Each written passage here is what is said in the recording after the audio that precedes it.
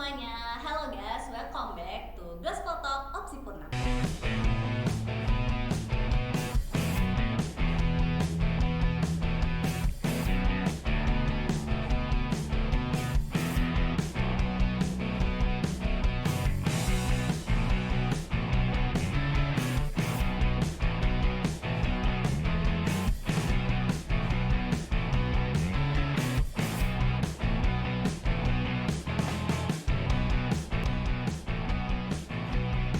Obrolan singkat perempuan bareng Nada.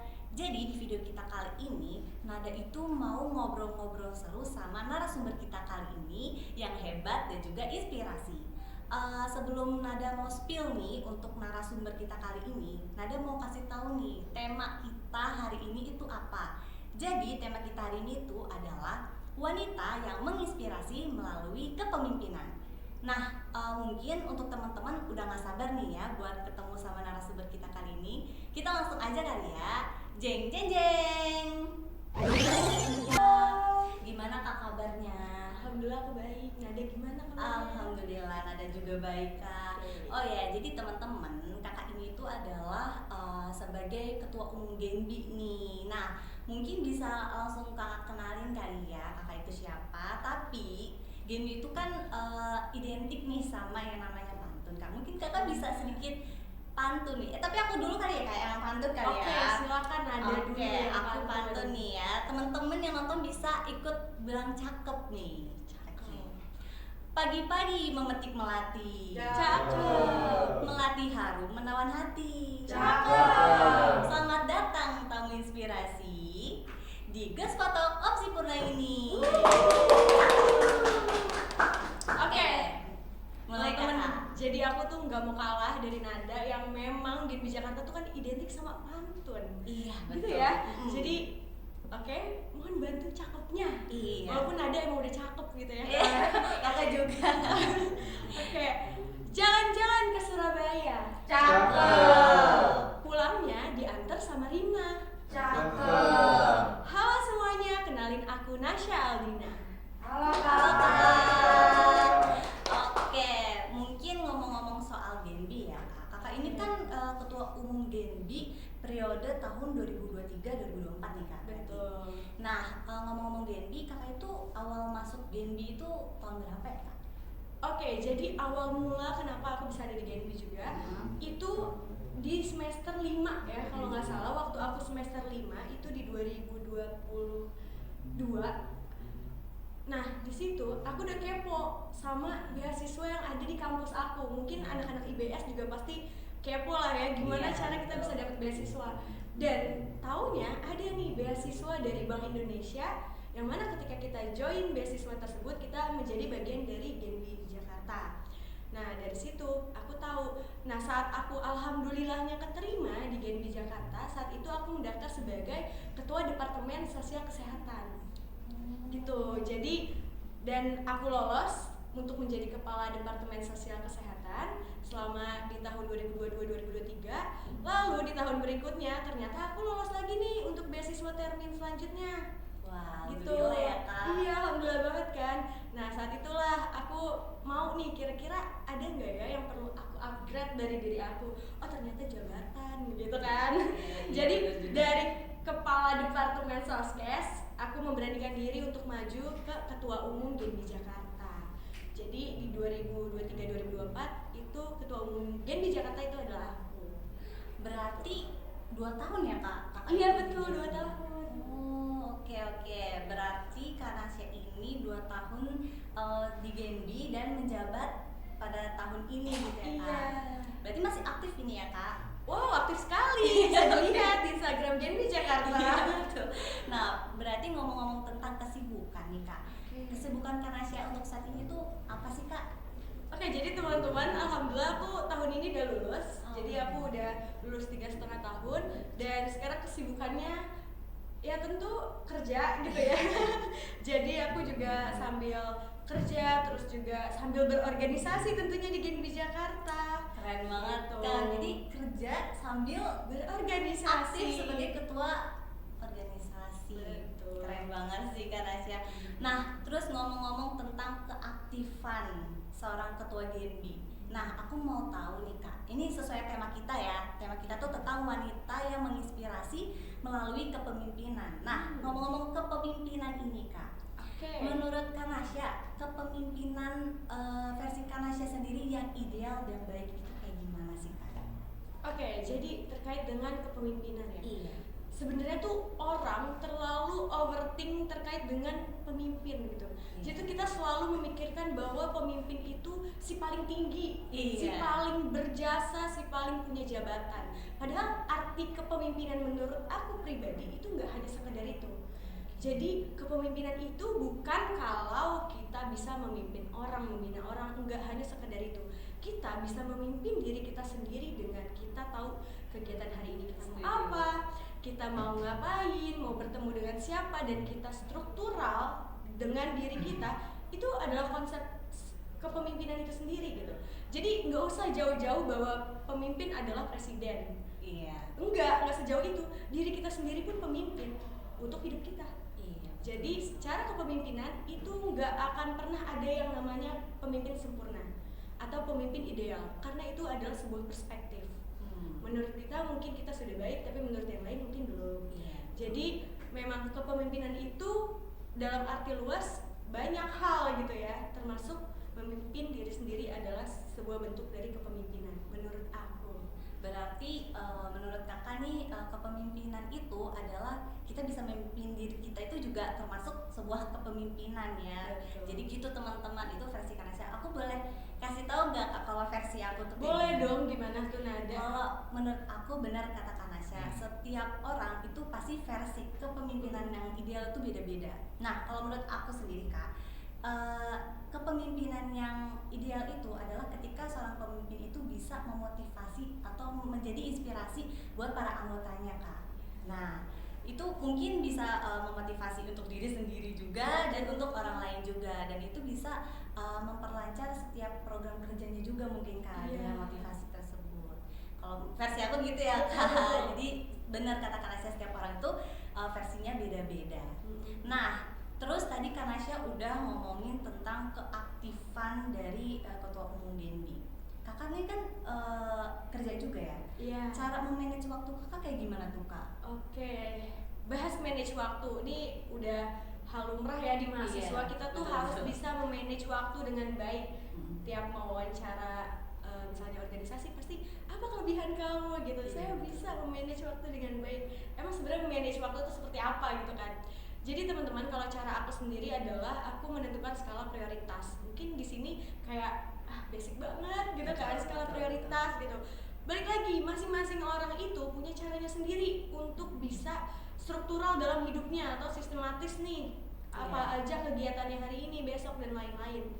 Nah, cara aku manage waktu, memang aku kerja, tapi kan di pekerjaan itu pasti ada waktu senggangnya, ada waktu istirahatnya kan. Nah, di situ tuh aku curi-curi untuk mendetail untuk suatu kegiatan organisasi atau mungkin malamnya. Jadi yang namanya manage waktu itu, apalagi kita sibuk, yang nggak usah dia berharap istirahat banyak, tidur panjang gitu, enggak. Jadi nggak usah berlebihan mimpi indahnya gitu.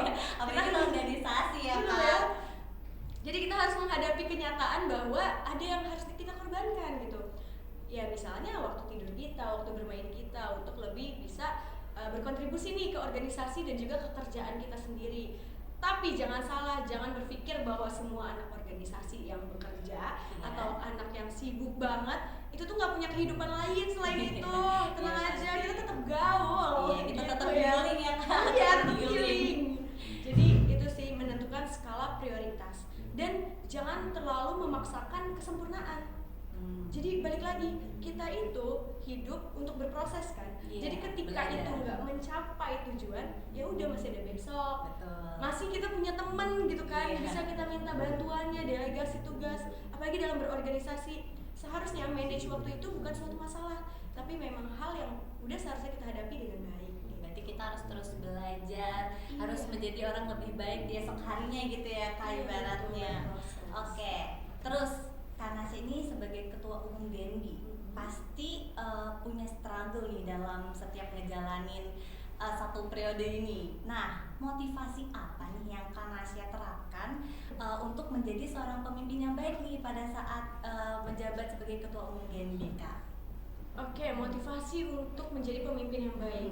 Kita tahu bahwa salah satu hal yang wajib dipunyai pemimpin itu adalah dia bisa memotivasi kan. Tadi Nada bilang gitu, aku pun setuju banget. Memang kalau pemimpin dia nggak bisa motivasi, dia nggak punya visi atau misi yang jelas tuh anggotanya mau dibawa kemana ya, gitu nggak kan. ada goalnya gitu ya Kak. Iya kan, bingung Nggak ada nih kalau tujuannya. pemimpinnya aja bingung gitu loh. Kan momoknya organisasi juga dilihat dari pemimpinnya, ya kan. Jadi gimana caranya memotivasi? Kadang-kala tuh kita selalu banyak nih pemimpin banyak omong doang. Iya nggak sih? Pasti ada aja di omongan kayak gitu. Mungkin kayak dia mah cuma ngomong doang, nggak ngelakuin. Terus gimana nih cara gue tuh bisa tahu dia tuh sebenarnya pemimpin yang baik atau enggak sih? Nah, cara aku sendiri adalah dengan mencontohkan. Jadi dengan cara contoh itulah mungkin anggota kita jadi nggak enak dong. Masa pemimpinnya kerja tapi kitanya diem-diem aja sih, ayo bantuin gitu. Jadi secara nggak sadar dengan contoh yang tidak sengaja atau disengaja aku kasih, itu membuat para anggota-anggota tuh lebih peka gitu. Iya kan? Jadi pasti anggota nggak mau kalah dong sama pemimpinnya. Kok pemimpinnya bisa begini kok aku enggak ya? Pasti kayak gitu. Itu tadi inspirasi gitu Kak. Jadi motivasinya dengan cara mencontohkan dan juga mungkin kalau contoh aja nggak cukup nih, ternyata anggotanya nggak peka-peka juga. Aduh, dia nggak bantuin ya gitu. Ya udah kita ajak, kita rangkul. Jadi tuh pemimpin bukan hanya sekedar dirinya sendiri, tapi memang harus bisa berjasa untuk orang lain dan merubah orang lain ke arah lebih baik. Jadi misalnya aku lihat nih, Nada aku diem doang ya, padahal aku udah nyusun bantu ngedit banner nih, padahal aku pemimpinnya gitu. Coba deh ajak Nada bisa tolong nggak? Aku bingung nih ngedit banner gimana, bisa nggak kamu tolong bantu aku? Nah dari situ kan ada komunikasi kan. Jadi di situ supaya nggak terjadi miskom dan tetap ada koordinasi, maka dari itu aku bisa mengajak dan juga mencontohkan. Oke, benar ya, kalau bisa kita mau berorganisasi tuh komunikasi nih yang paling penting. Nah, cara kakak tadi merangkul itu berarti kayak mengajak gitu ya Kak, mengajak secara langsung gitu ya ke para anggotanya. Oke, di sini aku mau kasih tahu nih ke Kak Nasya. Jadi teman-teman yang menonton video ini ya, itu tuh udah pernah mengisi survei pertanyaan nih untuk Kak Nasya. Nah, kita berarti langsung masuk aja kali ya Kak, ke sesi Q&A dari teman-teman Girls Podcast. Oke, pertanyaan pertama untuk Kak Nasya, apa sih tantangan Kak Nasya selama ini sebagai pemimpin perempuan dan bagaimana cara Kak Nasya menghadapinya? Berarti ini lebih ke struggle dalam Kak Nasya menghadapi sebagai pemimpin ya Kak? Iya. Dan cara menghadapinya. Dan konteksnya perempuan ya? Iya, konteksnya perempuan. Jadi teman-teman perlu dipahami, pasti banyak lah kita merasakan gitu ya, ini kok pemimpinnya malah cewek gitu kan? Kok perempuan, sedangkan mungkin ketua-ketua komsat aku laki-laki ya kebanyakan, jadi kenapa dia yang kepilih dan wakil aku juga laki-laki gitu. Jadi jangan pernah kayak mencampur adukan tingkatan jabatan, misalnya kayak pemimpin lah, ketua atau apapun itu dengan gender, karena nggak ada masalah untuk itu, ya kan? Kita semua punya hak untuk bisa memilih kita mau jadi apa, kita akan menjadi seperti apa, itu ya sebebas diri kita dong, itu pilihan kita. Dan pun yang menentukan itu adalah teman-teman, bukan aku gitu. FYI di GNB Jakarta itu sistemnya voting dan penilaian dari pihak BI. Jadi nggak bisa tuh pakai ordal gitu kan, minta nih langsung naik jabatan, nggak bisa. Jadi tantangannya adalah pasti di awal-awal omongan, masa kita yang ada 300 lebih gitu ya di GNB Jakarta dipimpinnya sama perempuan gitu. Loh emang perempuan kenapa? Padahal kita juga punya hak untuk bisa memimpin atau untuk bisa melakukan sesuatu pilihan kita ya Kak, sebagai perempuan. Nah, omongan-omongan itulah yang membuat kayak skeptisme dari lingkungan sekitar bahwa kayaknya perempuan nggak bisa deh mimpin, kenapa nggak laki-laki aja? Itu bukan tentang gender tapi tentang karakteristik. Kalau misalnya kita bandingin antara perempuan yang mempunyai ambisi untuk lebih maju, punya visi misi untuk sebuah organisasi dan dia berjuang karena adanya mau perubahan, terus kenapa enggak gitu? Daripada laki-laki yang memang hanya mengandalkan gendernya dia laki-laki wajar kok jadi pemimpin. Enggak teman-teman, tetap semua itu balik ke karakteristik bagaimana dia bisa atau enggak gitu, bagaimana dia mau atau enggak, niat atau enggak, dan dipilih atau enggak. Setuju, aku setuju banget sama Kak Nasya, karena masyarakat kita aja deh nih Kak, itu pasti memandang perempuan itu pasti kayak gitu, padahal itu tuh balik lagi ke dirinya masing-masing, mau itu cowok mau itu cewek, pasti diri masing-masing punya karakteristik dia mau jadi apa gitu ya Kak ya. Betul banget Nada. Nah berarti cara kakak menghadapinya itu gimana Kak? Kan ada cibiran kayak gitu tuh Kak. Oke. Waktu itu. Akhirnya cibiran itu kan hanya omong kosong ya, Iya, ketika kita hilang gitu iya ya. ketika kita bisa membuktikan bahwa aku juga bisa kok gitu. Kalau misalnya dibilang kayak nggak tegas, mungkin kalau perempuan tuh baper, kayaknya identik banget tuh perempuan dengan kata bawa perasaan gitu. Lo emang laki-laki nggak punya perasaan kan? Iya. Maksudnya tuh gini ya, jadi jangan semena-mena gitu dengan apapun yang seolah-olah wanita itu lemah atau kayak nanti dia mudah baper. Enggak teman-teman, di saat kita berorganisasi kita tahu bahwa kita harus profesional. Ya itu balik lagi karakteristik orangnya kan. Emangnya laki-laki nggak ada yang baper? Pasti ada juga kan. Jadi nggak usah lah diglorifikasiin bahwa perempuan kayak gini, laki-laki kayak gini. Itu balik lagi dengan caranya dia sendiri gitu. Jadi ya tantangannya ya udah abain aja, tetap mencontohkan yang baik dan membuktikan bahwa omongan dia itu hanya sekedar kosong gitu ya. Jadi Itu ingin menjatuhkan gimana ya perasaan kita atau biar kita tuh ngedown kali ya Kak. Iya, tapi tenang aja enggak Karena tuh balik lagi ke karakteristik kita ya. Iya, Kalau misalnya kita betul. mau ngelakuin itu ya mau ada cibiran apapun itu terjang kali ya Kak. Iya, Kayak karena gitu. orang lain nggak berhak loh menilai kita. Kita yang berhak menilai diri kita sendiri. Oke.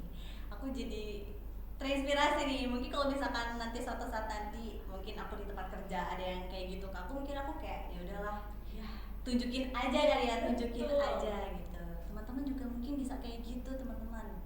Tunjukin aja dulu. Oke, ke pertanyaan kedua. Bagaimana perjalanan Kak Nasya selama aktif mengikuti Genbi? Oh, mungkin ini perjalanan dari awal kakak masuk Genbi kali Kak. Sebelum jadi ketua sampai menjadi ketua. Oke, balik lagi tadi latar belakangnya itu kan Iya. aku dari semester 5 ya. Iya. Terus join ke kepala departemen sosial kesehatan. Itu memang salah satu yang aku mau gitu. Kenapa? Karena dari dulu tuh aku suka hal-hal yang berbau sosial. Maksudnya yang berhubungan dengan masyarakat, dengan banyak orang, dan aku ekstrovert parah. Jadi ketemu orang tuh kayaknya recharge energi banget.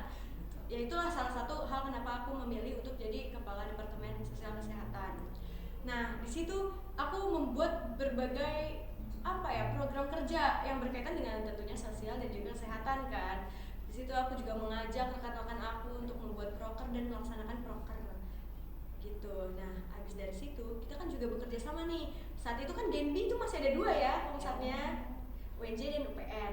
Ya udah, jadi kita kerja sama dengan kampus lain yaitu UNJ. Kita rapat, kita ngomongin apa nih kira-kira yang jadi masalah, apa nih yang kira-kira bisa jadi solusi gitu kan, kita bahas. Nah, setelah itu, setelah banyaknya proses, ada di Genbi itu namanya leadership practice. Iya dong. Iya, Nah, dia iya. ikut Kemarin Jadi aku ikut. Oh, itu tuh baru ya Kak? Tahun kemarin atau emang setiap tahunnya dari tahun lalu? sebenarnya nggak setiap tahun, tapi pas tahunan aku waktu awal itu juga ada kayak kamu. Oke. Iya, jadi ya udah tuh di situ kita dibina lah ya kan. Kita melihat bahwa Leadership gitu ya. betul cara kerja panitia tuh gimana, BPH tuh gimana gitu. Oh, dari situ tertarik nih. Selama menjalani proses si Genbi ini, aku merasa bahwa wah kayaknya aku perlu deh perubahan atau sesuatu hal yang baru gitu. Aku mau memperbaiki. Aku mau membuat Genbi ini lebih baik. Karena motivasi itulah yang membuat aku tuh kayak aduh yakin nih kayaknya Maju. kayak Nih, maju. iya maju ke ketua umum, kenapa enggak gitu di saat kita udah punya visi misi yang jelas, proker yang mau kita lakuin nantinya, dan perubahan yang mau kita lakuin. Jadi motivasi dasar untuk menjadi pemimpin tuh kadang memang dari mana aja gitu. Kalau aku dari suatu masalah, ketika aku menghadapi suatu masalah, terus aku tahu nih penyelesaiannya tuh dengan cara aku menjadi pemimpin. Ingat ya, ketika kita jadi staff, kita jadi anggota tuh kadang tuh kita mau bersuara aja takut kan? Ya, betul. Karena berasa dari 300 orang ya gue juga nilainya cuma 1, Iya. ya kan? Nggak punya hak lah ibaratnya Kalau gitu. misalkan jadi Walau pemimpin kan kita bisa didengar gitu. Nah, dari situlah karena masalah yang nggak bisa aku ubah saat aku menjadi staff, ya atau aku jadi kepala departemen, menurut aku itu kurang tuh powernya, ya kan. Jadi gimana nih aku punya motivasi untuk merubah Genbi lebih baik lagi, ya dengan aku maju, aku mengubah sistemasi yang menurut aku waktu itu menjadi masalah, aku memperbaiki itu dan melanjutkan hal-hal yang baik dari tahun-tahun sebelumnya sampai hingga saat ini. Iya. Oke, mungkin lanjut ke pertanyaan 3 kali ya Kak. Bagaimana nih rasanya saat Kanasya tuh terpilih nih jadi ketua umum Genbi? Perasaannya sebenarnya nggak nyangka karena ini pertama kalinya aku ikut pemilihan umum. Maksudnya biasanya tuh kan kalau organisasi kampus kadang kita naik untuk menjadi ketua tuh ya karena kita sebelumnya udah pernah jadi anggota, iya nggak sih? Betul. Iya kan? Tapi kalau di Genbi ini nggak semena-mena kalian langsung naik gitu, tapi ada prosesinya, entah wawancara, uji kelayakan dan lain-lain gitu ya. Terus kita nyiapin grand design dan dipresentasikan, ditanya jawab sama pihak BI, sama teman-teman juga, dan dihadiri sama semuanya untuk dilakukan voting. Jadi ya perasaannya nggak nyangka sih kepilih karena dari awal niat aku memang membangun dan mencoba untuk ada perubahan. Tapi nggak expect kepilih juga, walaupun aku juga percaya diri kok kalau kepilih gitu kan. Tapi ya harus percaya diri dulu buat maju. Bener, tapi yang nggak expect aja bahwa penilaiannya bagus gitu, alhamdulillah. Jadi oh ya udah, berarti mereka semua setuju dengan pendapat aku, dengan konsep kepemimpinan aku. Ya gas lah. Iya bener, orang udah di Iya. depan mata gitu ya Iya, Kak. bener, jadi ya senang. Oke, perasaannya seneng teman-teman. Iya. Nah, selanjutnya bagaimana versi Kanasya sendiri tentang how to be confident? Nah, ini yang tadi Kanasya bilang ya, tadi agak spill dikit nih. Iya, Gimana? betul banget. Kalau versi Kanasya? Confident itu kan memang meaningful banget ya. Iya. Banyak orang yang merasa bahwa aku maju ke depan aja tuh udah percaya diri banget Iya. loh, karena Iya, effortnya bener. udah besar Iya. gitu. Terus aku berbicara di sini pun udah percaya diri banget loh gitu. Jadi emang meaningful banget dari setiap orang gitu masing-masing. Tapi kalau menurut aku sendiri confident itu adalah gimana cara kita tuh mau berusaha untuk bisa bangkit dari ketidaknyamanan. Iya betul, keluar dari zona nyaman Iya, gitu ya Kak. jadi kalau kamu aja udah keluar dari zona nyaman, itu artinya tuh kamu udah satu langkah menuju kepercayaan diri kamu sendiri gitu loh. Kamu udah keluarin apa yang tadinya kamu nggak bisa, apa yang tadinya kamu nggak pernah pikirkan bahwa kamu akan lakukan, tiba-tiba kamu tuh bisa gitu loh. Loh, misalnya Nada, tadinya tuh pendiam banget nih kalau di kelas, misalnya Iya. ditanya dosen tuh nggak mau jawab padahal dia tahu. Tapi dengan dia, aduh kayaknya bisa deh besok mau jadi moderator gitu di Potok gitu kan. Oke. Tiba-tiba dia ada di sini, berarti Iya. artinya itu adalah Nada udah menuju ke confident menurut dirinya sendiri karena melangkah dari hal yang ya itu zona nyamannya dia. Oke. Itu menurut aku. Aku setuju sih benar kata kakak karena ketika kita itu sudah keluar dari zona nyaman kita, berarti kita melakukan satu perubahan ya buat diri kita. Iya. Kita mau belajar, mau terus menjadi diri kita yang lebih baik lagi. Betul banget. Oke, pertanyaan selanjutnya. Bagaimana cara Kanasya menjaga kestabilan emosi ketika sedang mengambil keputusan yang sulit sebagai ketua umum Genbi? Oke, jadi teman-teman mungkin yang sedang berorganisasi, jadi organisasi itu tidak hanya koordinasi dan komunikasi, tapi tentunya manajemen emosi. Iya, Ya kan? betul. Jadi nih buat para pemimpin atau kepala, ketua, dan anggota juga yang memimpin dirinya sendiri gitu ya, coba deh kalian itu belajar untuk mengendalikan emosi dengan cara kalian berpikir dari banyak perspektif. Gini, namanya organisasi itu kan kepala banyak ya. Iya. Nah, di isi kepala itu kan ada mindset, pola pikir dari keluarganya mungkin, dari lingkungannya, itu kan pasti berbeda-beda ya datangnya. Jadi kita tuh harus memahami bahwa setiap orang punya caranya sendiri dan pemikirannya sendiri. Gak bisa dong kita paksain, Betul. ya kan? Terus yang harus aku biasanya lakuin itu ya udah aku melihat perspektif lain. Aku mencoba diskusi dengan orang itu. Misalnya nih kayak Nada buat aku emosi banget nih karena dia nggak sesuai kerjanya misalnya gitu. Ya aku nanya lah dari perspektif Nada kenapa ya kemarin ngelakuin itu gitu. Mungkin Nada punya alasan tersendiri. Nah, balik lagi ketika Nada menjelaskan dan ketika aku mengklarifikasi juga pandangan aku, itu kan nggak ada benar atau salah ya, karena Iya. balik lagi kita punya pemikiran kita masing-masing. Ya, jadi yang bisa kita lakukan adalah ya udah menerima pemahaman. Kan kunci hubungan itu nggak cuma komunikasi kan, tapi pemahaman. Jadi percuma dijelasin panjang kali lebar kalau pahamnya tuh nggak ketemu gitu. Jalan tengahnya nggak ada, jadi percuma gitu. Setuju. Jadi kita tuh harus bisa yang namanya saling paham dulu nih maksud kita itu berkomunikasi itu apa, biar kita tuh ya menyelesaikan masalahnya tuh dengan cara yang baik gitu ya kayak dalam suatu hubungan. Oke.